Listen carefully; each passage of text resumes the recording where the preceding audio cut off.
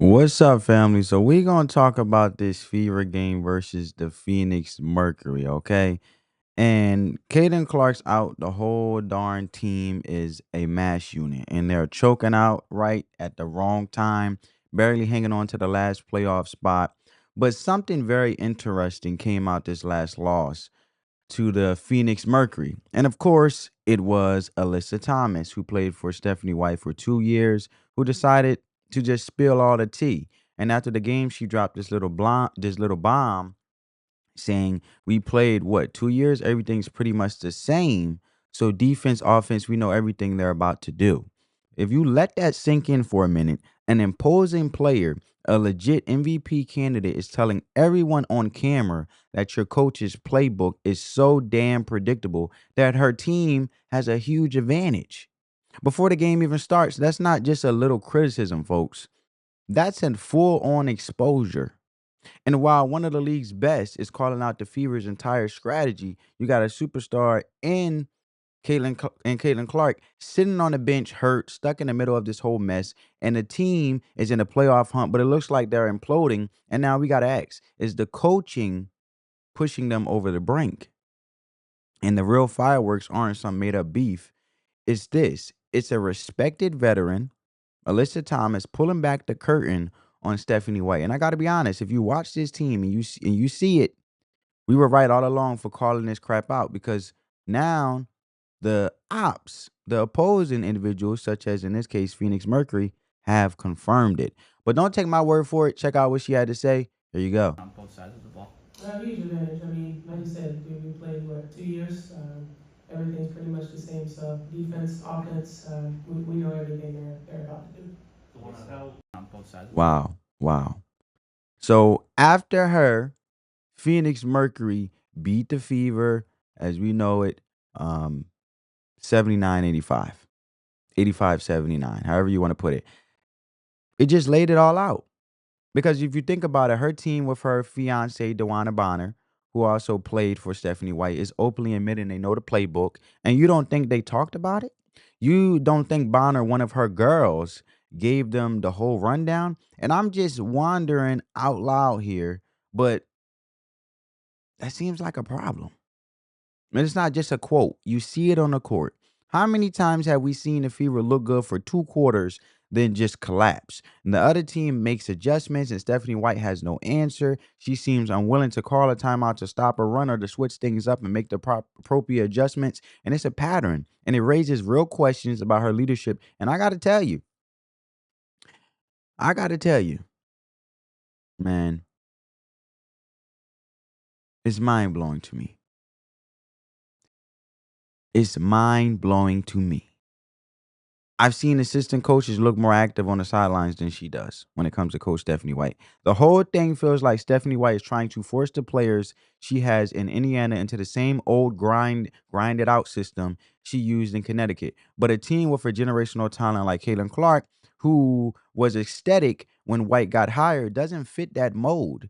Instead of building a system around her, it feels like she's trying to cram Clark into a box that just stifles her.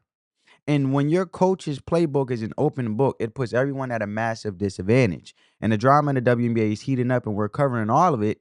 And if you want to stay up to the date on the playoff race, the feuds, and the behind the scenes chaos, make sure you hit that subscribe button and turn on notifications so you don't miss a thing. But when you put these things together, a real ugly picture of the Fever starts to form. And you got a head coach whose game plan is being exposed as outdated by her own former players. On the other hand, you have a team that is absolutely an absolute mash unit.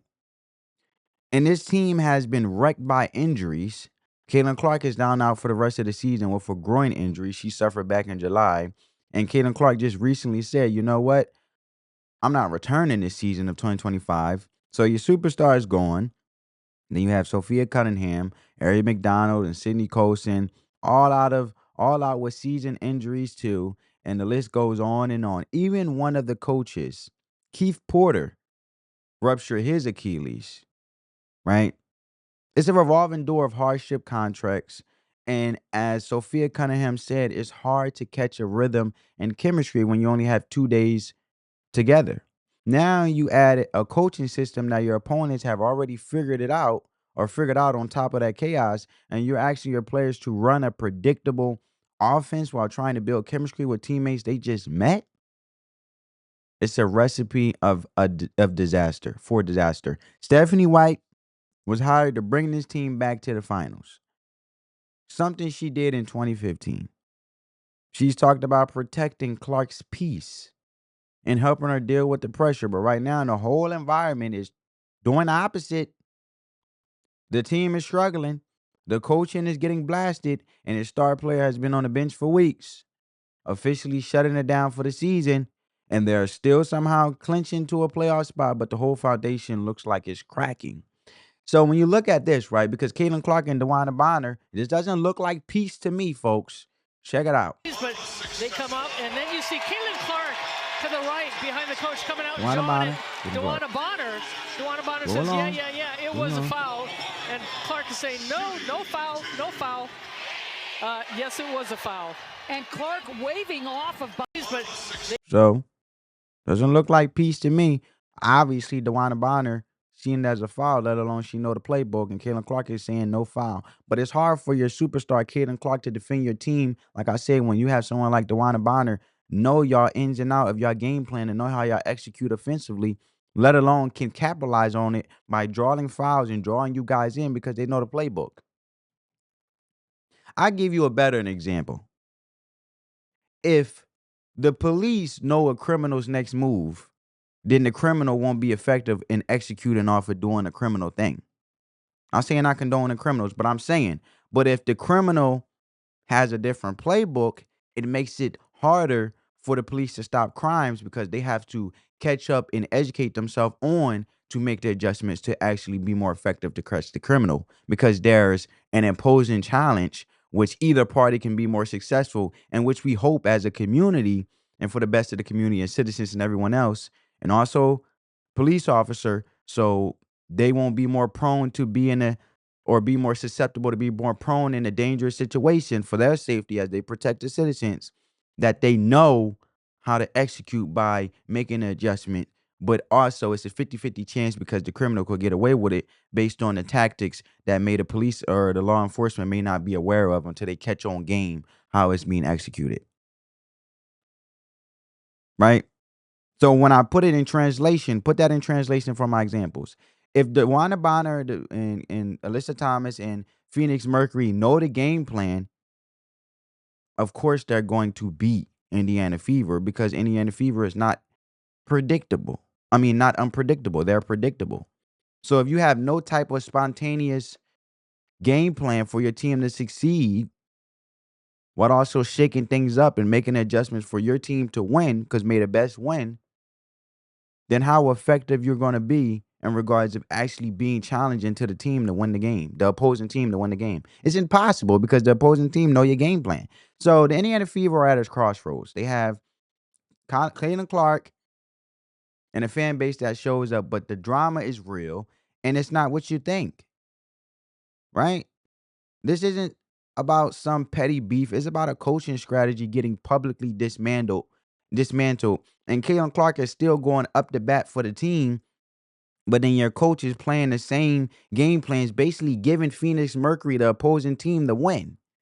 That is not peaceful for your superstar, Caitlin Clark, who is sitting here trying to defend your team and say, go away, go away. It's not a foul. But it's hard when they know the playbook to capitalize and know how to throw their body and make sure they execute effectively to really capitalize from the fouls and getting the most points extracted out of the game possible to beat Indiana Fever. And that's what happened, folks. So the bad blood here is professional. It's Alyssa Thomas and DeWanna Bonner, who Stephanie White calls her girls, being the ones to expose just how predictable her coaching is.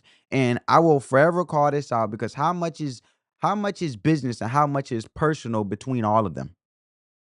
When your rivals know your every move and your locker room is a revolving door of injuries, winning is damn near impossible. And the Fever aren't just battling other teams, they're battling themselves.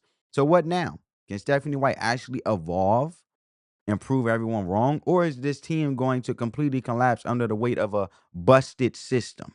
And the end of this season is going to be a real test. So what do you think is the bigger problem for the Fever? The fact that the coaching is exposed or the front office that put this whole situation together? Let me know your thoughts down in the comments below. See you in the next one, family. Love you guys. Peace.